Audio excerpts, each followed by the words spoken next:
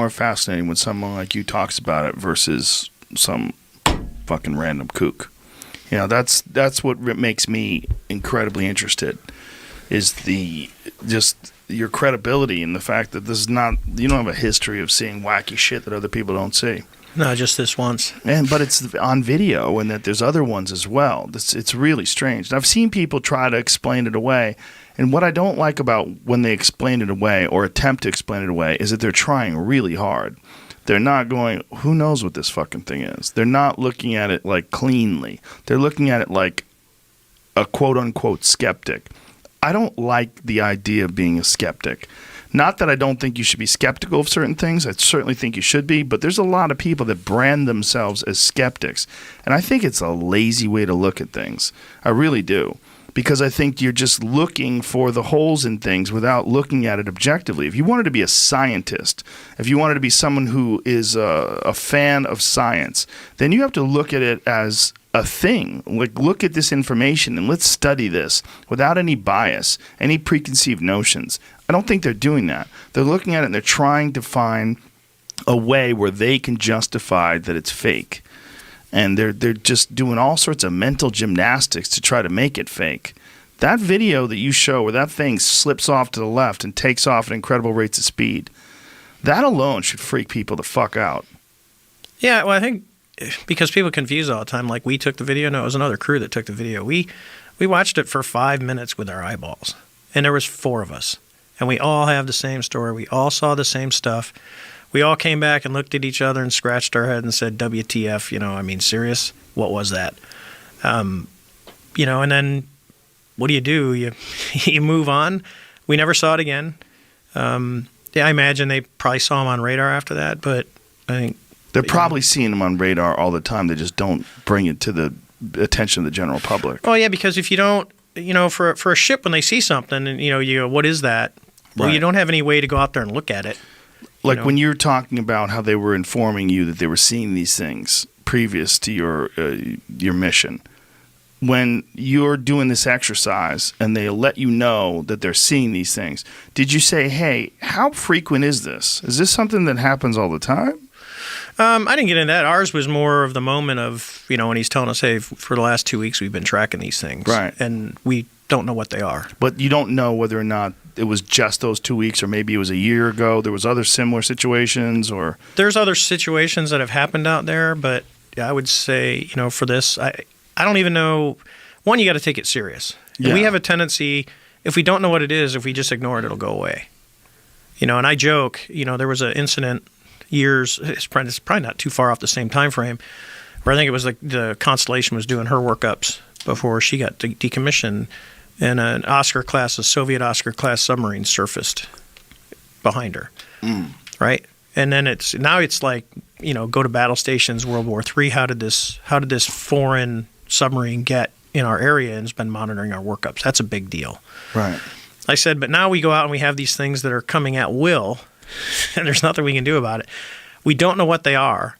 We have confirmed sighting by 2 aircrew, 4 of us, 2 planes, that said, look, this is not an airplane, this is not a weather balloon, this is not a blip. It has performance well beyond, and the airplanes that we were flying at the time were literally brand new Super Hornets right out of the Boeing factory. I mean, these were brand new, first Block 2 series that came out. And you go, why wasn't something done? It's like, we don't know what it is. I think it's good now, the moves that have happened over the last, 2 years since the original article came out, that, now there's a new reporting for the pilots. The Navy's acknowledged, hey, these things, we don't know what they were. They're starting to take it serious because, I know there are other events that are not out, recent events where people have been called in to go, hey, I've seen this thing. So the investigation process is still going on. We don't stop. The military doesn't stop. Even if you take funding away, we don't stop. We don't stop until we're told to stop. So, what's going on? You go, well, ATIP ended. They spent $4.5 million a year on it. I think it was $22 million over the 5 years. So you go, what are they doing since then? Well, I'm pretty sure there's still people looking at this, and there's still people that are taking this serious. I will tell you that I won't get into specifics, but there are people inside the United States government that are taking this serious. And I've been down to DC twice to talk to folks, behind closed doors to go because they want to hear the story.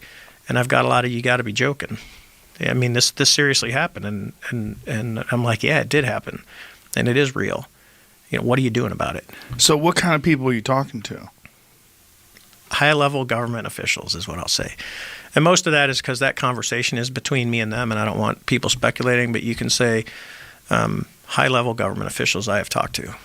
Well, that was always the speculation about, like, what would someone do if they became president?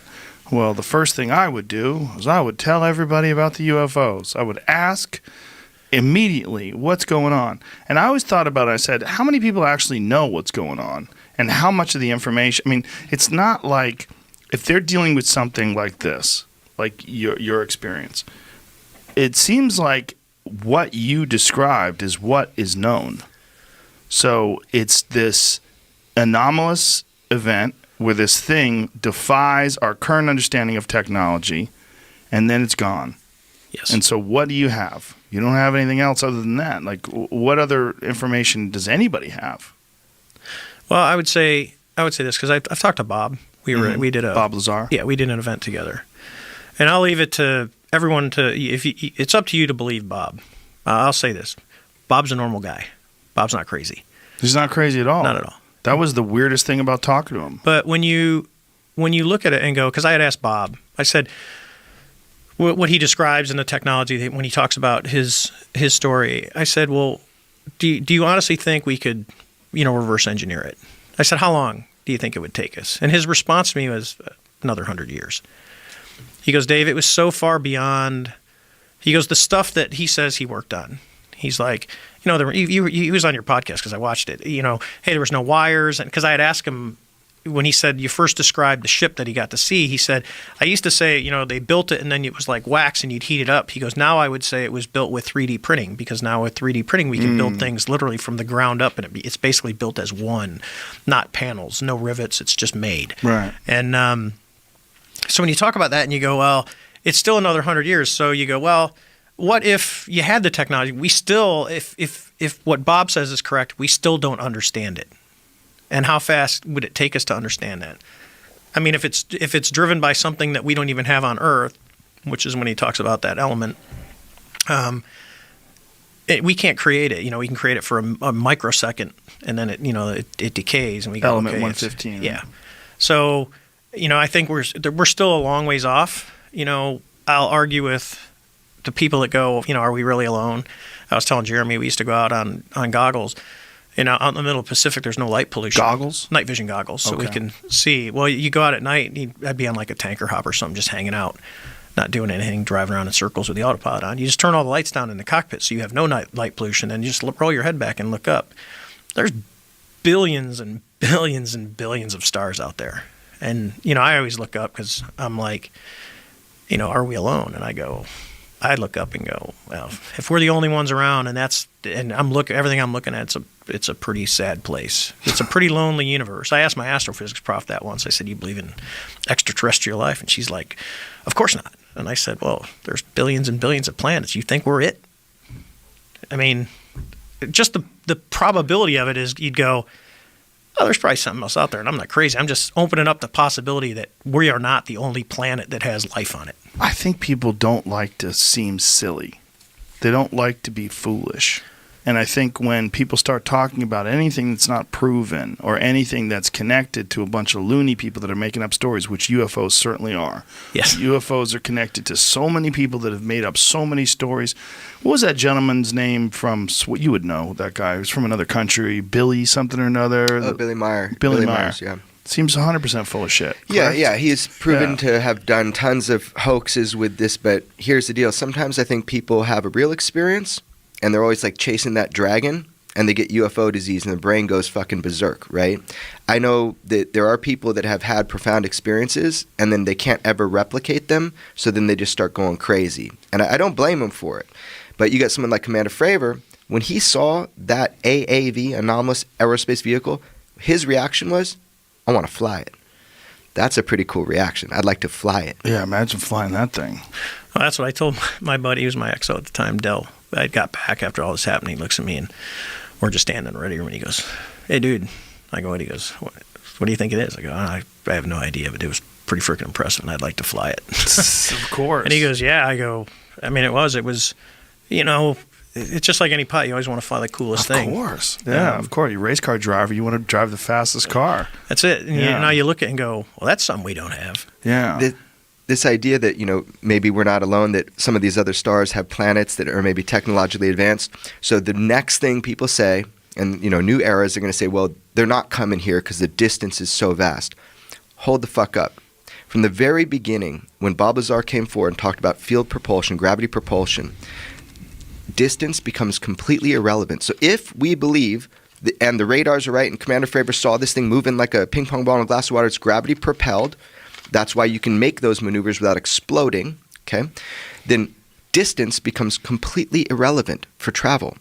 You're literally warping time and space. You're falling into place. Well, it's like the idea of showing someone a video on your phone long before video was ever invented. People would be like, what are you talking about? Like before photography was invented, which is shockingly recent, right? You had to draw pictures of things you saw. Just like those people that drew or painted those images of those men and whatever those things were with Christ in the background. The idea that we could understand what some insanely impressive technology from a planet that is nowhere near us could manifest. It's nuts. Yeah, Bob Lazar talks a lot about this. Remember, he's a young guy, right? In 1989, he gets shown something. And all of a sudden, he's trying to interpret it through 1989 technology. So he said it looks like it was injection molded because that's what he had. And then I sent him this thing about nanotechnology and working towards an atomic printer. He's like, dude, that makes a lot more sense. So he has to view it through where he saw it in 1989. However, I will say this. It is my knowledge that we understand exactly how these craft work. Our one limiting factor is our material science. We can't replicate, the fuel source itself is another. When you say we know exactly how they work. Yeah, it doesn't break our laws of physics. This concept of amplification of gravity, this concept of gravity propulsion, we understand how things can move from point A to point B almost instantaneously. Our physics doesn't disallow it, but our material science and the fuel to create that machine that we have machines from other places. So what do you mean? Well, Bob Lazar, whether you believe him or not, there was a program. I have other witnesses that I will be bringing forward about S4, where he worked. We have craft. You have other witnesses that worked with alongside Bob? No, people that corroborate Bob's account in that they saw him get on and off the red and whites, the Janet flights that come on. Mm-hmm. Somebody that went to Papoose Lake and was stopped by non-military guards at that time, people that were aware of Site 4 and ET exploitation projects. One is an SR-71 pilot that I've been talking with for a couple years. So these people are coming forward now, and it's like I'm sick and tired of doing it, these little nitpicky things about Bob. Okay, there was a program. There was a back engineering program. They've admitted there are materials. So this is like the metamaterials you heard about in the New York Times, all that. We have materials associated with UFOs that are interesting. What is that? What are you talking about? So this was something that was launched in the first New York Times article, I believe in December of 2017, that there is studies being done right now on materials associated with UFOs, right? So actual metals that have come off of, you could say, crashes or now, who is that explained that there was something, they were with Eric Weinstein, that was explaining that there was someone who reportedly has something along those lines? Jacques Vallée has 17 samples. 17 samples. How does one guy get 17 samples? Well, he's Jacques fucking Vallée, right? So he's the guy first ever for the United States military created a computer program for the study of UFOs for Project Blue Book. So he's an old school guy. They modeled him after in the Close Encounters movie. It's modeled after Jacques Vallée, the French guy. So he's kind of like been involved with this. He's had more access to government databases than any of us. He went around, collected samples from known, crashes or like when things will come off. And what's the conclusion? Well, they're studying them right now. There was just something on Fox about it. They're studying some of these materials and what they will find, because the ones they're talking about, I actually took to New Mexico and had 5 scientists study it about 5 years ago. I got my hands on it, got to study it. The famous parts they're talking about now. It's layered. and the way it's layered is what they're trying to see if it's anomalous elementally, or the way that the elements are bound together, and also the atomic level of layering is what's interesting. We'll find out if it's explain what you're talking about. What is this thing that you saw? Okay, well, there are a lot of different samples, but when you get a sample of something and you can see... How big are these samples? The ones that I looked at, yes. They ranged from about this size down... audio. They ranged from the size of an orange? Yeah, size of an orange to the size of a quarter. These are materials, right? And are they materials from a crash? So that's allegedly, or there's a known crash. This is in the public domain rather than government controlled. So what I was looking at, or having the scientists look at, is isotopically and elementally. What are the elements that are in this? Are they engineered? And what's the conclusion? Well, I'm not. I'm going to leave it to the people that are doing it now, who have much better machines than I had access to. Do you know any cliff notes? Yeah, from what I understand, there's atomic layering. There are levels of, like we do with graphene. We lay down these layers that are basically oriented at a certain degree. That's how you get a superconductor or something like that. If you take a piece of graphene and it's highly machined, so doesn't deviate from that atomic layering, you can push it right through ice like a hot knife through butter. It's the weirdest feeling in the world, because you just take this piece of what feels like graphene and it just goes right through butter, because it's a superconductor, and the heat from your hand melts the ice. So that is a metamaterial. It doesn't occur naturally. Humans created it, and it has special properties because of the way it's atomically layered.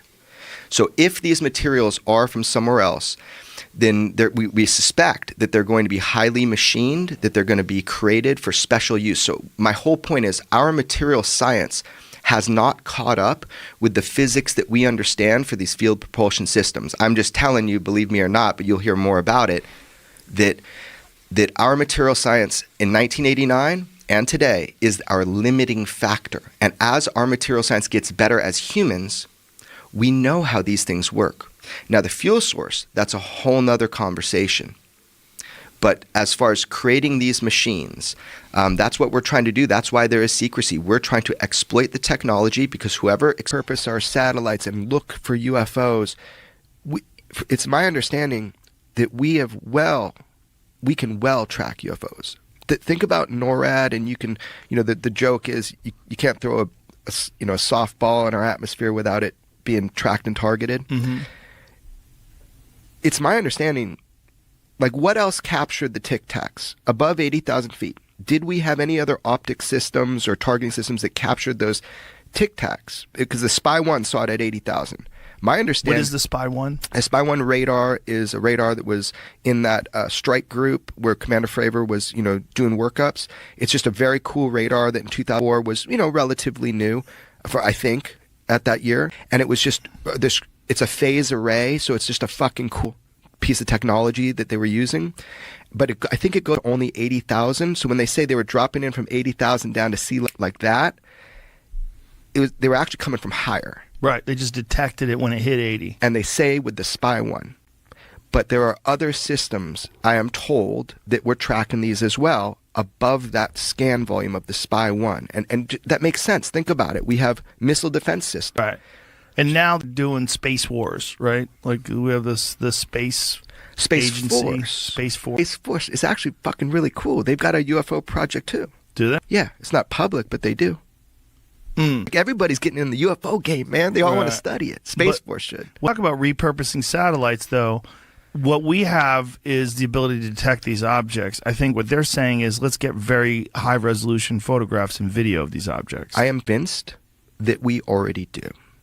Yes, I am convinced that the National Reconnaissance Service and the Geospatial Intelligence Agency will analyze the data from the devices that the National Reconnaissance Office has, and that we have great data on UFOs, and that is being suppressed even to NASA. But imagine if they did have that data, what would be the benefit of leaking it to the public? And this is one of the things that's always driven me crazy about all this Pentagon stuff. And the Pentagon comes out and says, these are not of this world, these crafts. Mm-hmm. Like, what is their motivation for doing that?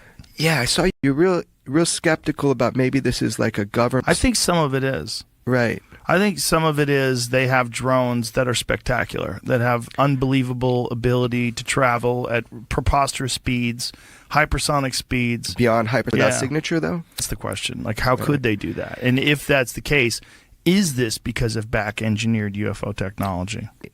So I wish to be wrong on this, but I don't see the evidence for what you just said that we have that technology yet, and I'm not told that, and that's never been, when I've asked at the highest levels that I can ask at, we wish we had that technology. And here's the other thing, just one last thing about this is, before the Pentagon existed, these things were occupying our reality. Mm-hmm. They've been here. So even if we did have a breakthrough and we got something, we still got UFOs. What are they? Right. Well, and then here's the other question.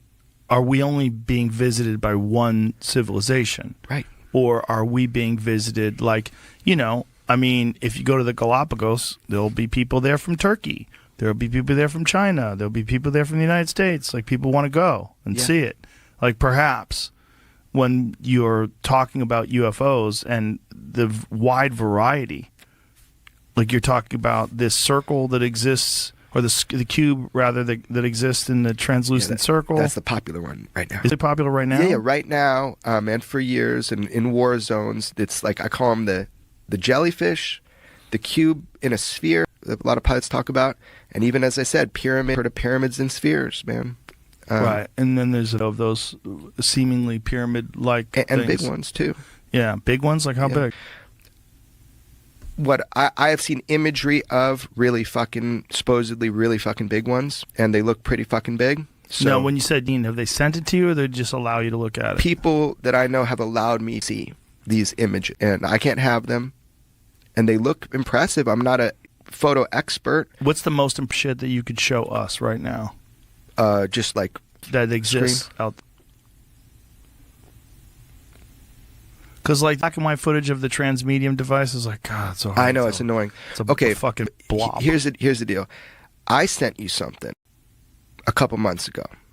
It's Don't tell the government. Oh, I got a big bump on it. I don't know what to do about it. Yeah. Oh, what you talking about? Nothing. Oh, the other UFO thing. stuff. I don't. It's like I need to figure out if somebody obviously when I release footage, Right. somebody gives it to me. I don't film that shit Right. in skiffs or whatever, and like secure. I don't do that. So someone gives it to me. Who people think. It's not like a person from within the government. It's like a fucking shit ton of people, and then I get different angles of the same shit, and I'm like, now I trust it. I always have to be thoughtful in that there might be something in this footage other than the UFO that's sensitive, because this is military footage. Right. So I think it's frivolous. People say, oh, just fucking put it out. Like, people can get burned, dude. So let's not show footage right now. Right. So, but what about footage that is available that is not attributed to one person that can get in trouble for it? Like, what's the best? Like, there was that one photograph that was taken from a fighter pilot's cell phone. Oh, yeah. You mean what George Knapp releases, the still images? Video they showed in that, like, swamp, gassy UFO congressional hearing. Well, I haven't seen that. Yeah. I've seen this. Is that the still? Yeah. I'm sort of. Oh, yeah. So this is George Knapp. This is it? So the one that I would. Go full screen on that, Jamie, if you could. Someone in some weird enhancement on that. Did they? Yeah. So some people say, though, that's a balloon, right? Right, a Mylar balloon. Yeah. So some people say, like, some of the stuff that's out, fighter pilots, will take a photo of. There's two more George released. One's like just a sphere, and then the other was that limpy fucking thing right there. It looks like it has a payload. That's the one, the far right? Yeah. So that's this. Jamie's over the sphere, right? Okay.